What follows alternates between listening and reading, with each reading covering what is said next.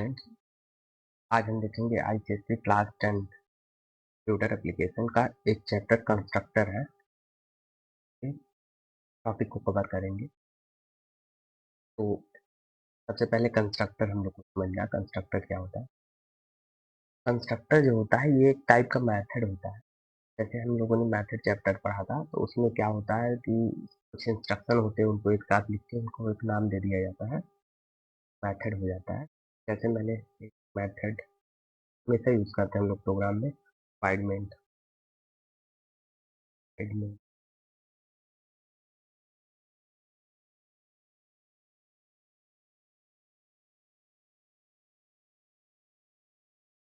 जैसे मैंने लिख दिया वाइट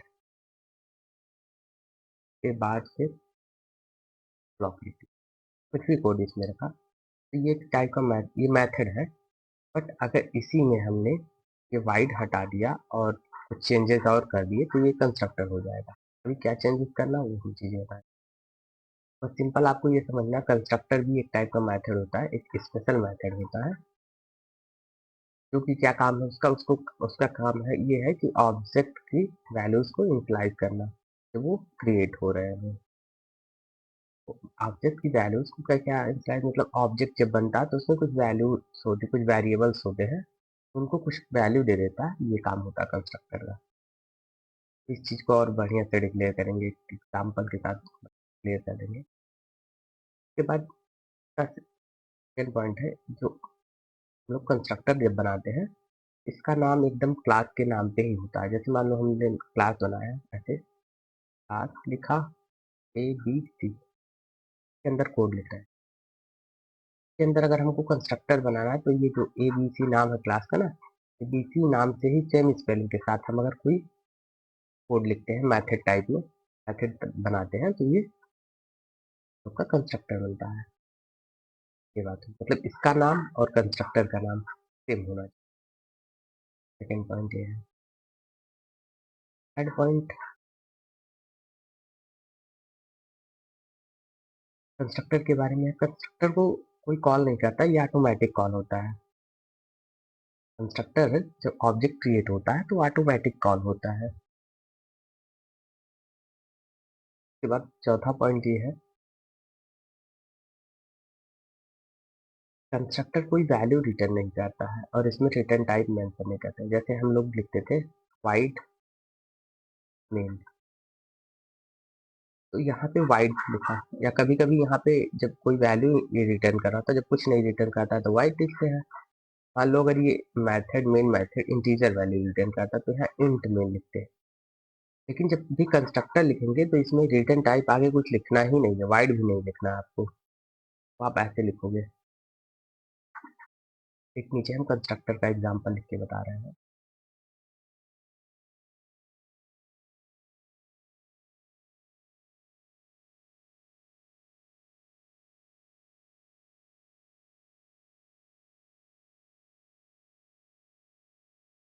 नेक्स्ट पेज पे लिख देते हैं कंस्ट्रक्टर का एग्जांपल।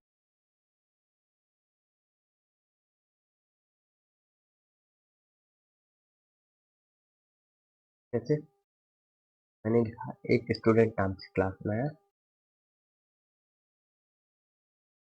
क्लास स्टूडेंट नाम से बनाया, के अंदर मैंने एक मेथड लिखा वाइड नेम। पहले हमको दो वेरिएबल्स ले लेने हैं, इंट नंबर, स्ट्रिंग नेम।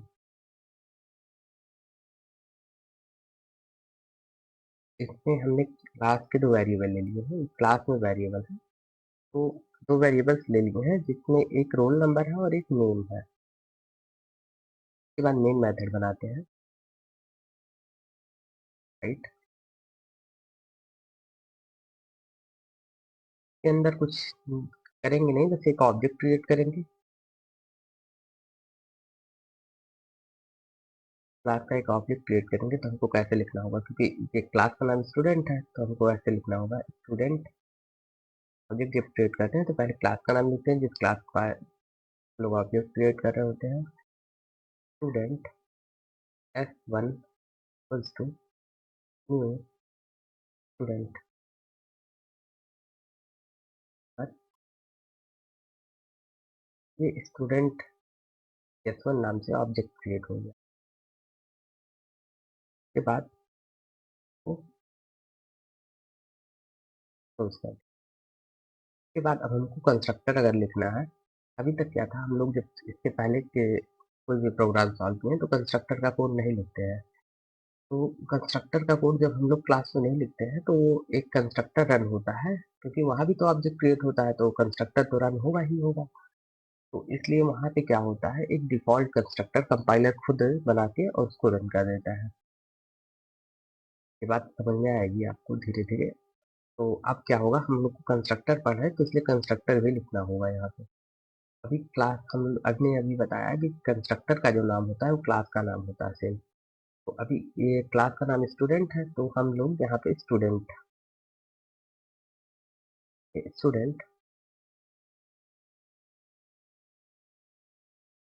के बाद पैरेंट, ये मेथड टाइप की होता है, मेथड की टाइप इसलिए ऐसे पैरेंट।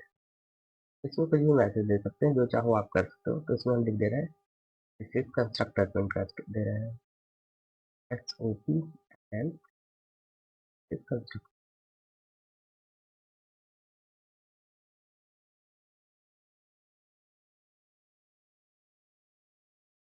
आप इसमें अपने हिसाब से जो भी कोड करना हो कर सकते हो। उसके बाद इसको क्लोज कर दिया, उसके बाद फिर क्लास से क्लोज कर देंगे। अब इसमें ये बताना है कि जैसे यहाँ पे ऑब्जेक्ट क्रिएट हुआ एस नाम से ना, तो जैसे ही ये ऑब्जेक्ट क्रिएट होता है उसी टाइम पे कंस्ट्रक्टर रन होता है। मेन मेथड में जैसे ही ऑब्जेक्ट क्रिएट हो रहा है उसी टाइम पे ये कंस्ट्रक्टर रन कर देगा। कंस्ट्रक्टर ये है ना वाला, ये कैसे पता चल कंस्ट्रक्टर, क्योंकि इसका नाम जो है ये क्लास के नाम से मैच कर रहा है। और दूसरा पहचान इसका ये है कि इसके सामने कोई रिटर्न टाइप नहीं लिखा हुआ है। रिटर्न टाइप मतलब ना वाइड लिखा है ना मेन लिखा है, कुछ भी चीज़ नहीं लिखी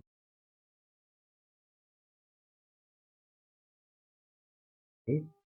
तो कुछ जैसे अगर मेथड था तो यहाँ पे वाइड लिखा हुआ था, लेकिन यहाँ पे कुछ भी नहीं लिखा हुआ है रिटर्न टाइप। तो ये पहचान है कंस्ट्रक्टर की। तो आई थिंक कुछ चीज़ें क्लियर हुई होंगी, तो आगे एक्सप्लेन करते हैं। कंस्ट्रक्टर के फीचर्स क्या है?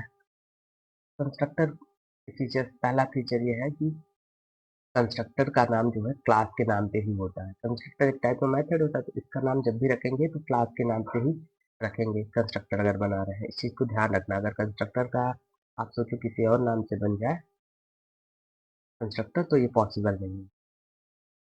दूसरा, कंस्ट्रक्टर नो रिटर्न टाइप, जैसे हमने भी बताया ना, जब हम लोग मेन मेथड लिखते हैं तो इसमें वाइड लिख देते हैं, वाइड मेन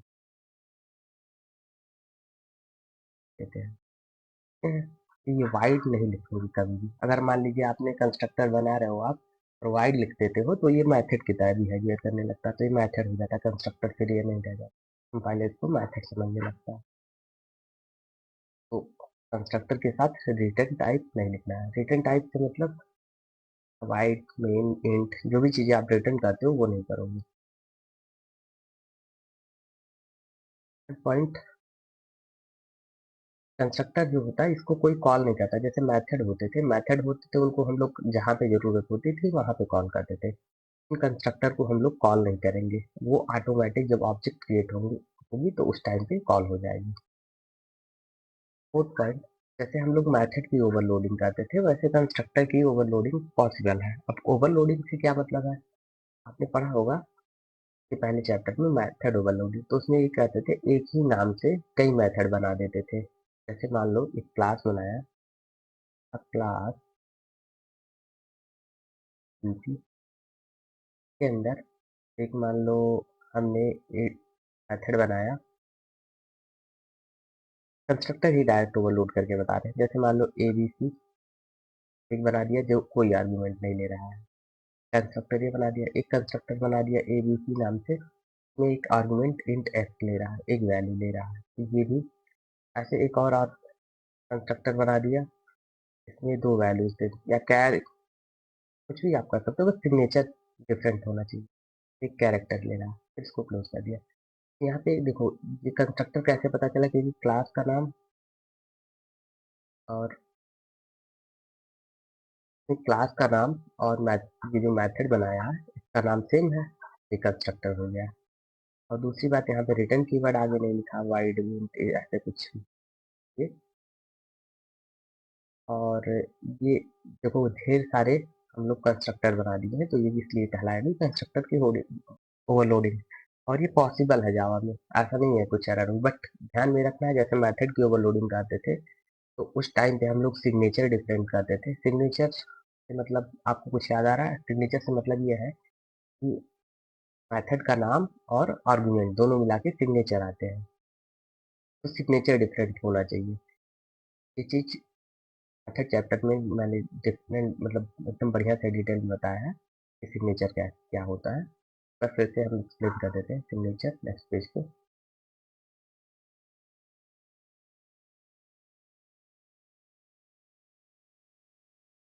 सिग्नेचर का मतलब होता है जैसे मान लो हम कोई मेथड बना रहे हैं, दो चीजें होती है, एक होता है प्रोटोटाइप और दूसरा होता है सिग्नेचर।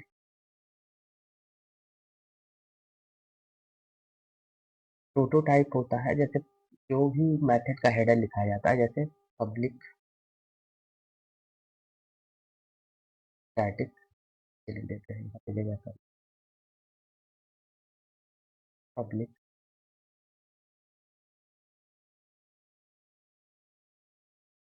स्टैटिक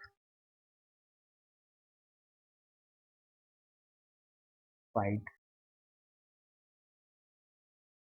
नॉर्मली ऐसे ये मेथड को बनाते हैं, पैरामीटर ले लो।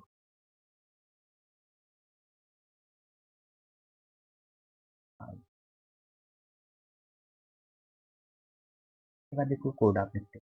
नॉर्मली आपने ये मेथड कई बार बनाया हो, इस मेथड को मैंने एग्जांपल इसलिए लिया क्योंकि ये बार बार बनाते हो आप, तो इसलिए समझने में ज़्यादा आसान रहेगा। इसमें जो मेथड का नाम होता है, मेथड का नाम मेन है, और इसके कर्ली ब्रैकेट में जब ये वाला ब्रैकेट जो है इसके बीच की जो चीजें होती है इतने को बोलते हैं एक साथ सिग्नेचर। क्या आपका हुआ? सिग्नेचर। और बाकी चीजें जो पूरी है ये पूरे को बोलते हैं प्रोटोटाइप। मतलब आप ये बोल सकते हो ये पूरा जो है पब्लिक स्टैटिक वाइड मेन, ये पूरा आपका आ जाता है प्रोटोटाइप में। और जो दो चीजें हैं आपकी आ जाती है सिग्नेचर में।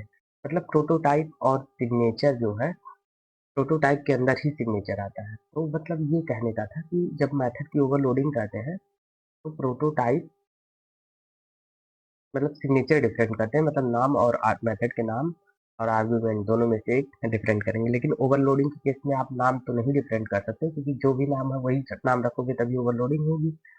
तो इसलिए यहाँ पे आर्गुमेंट ही डिफरेंट किया जा सकता है।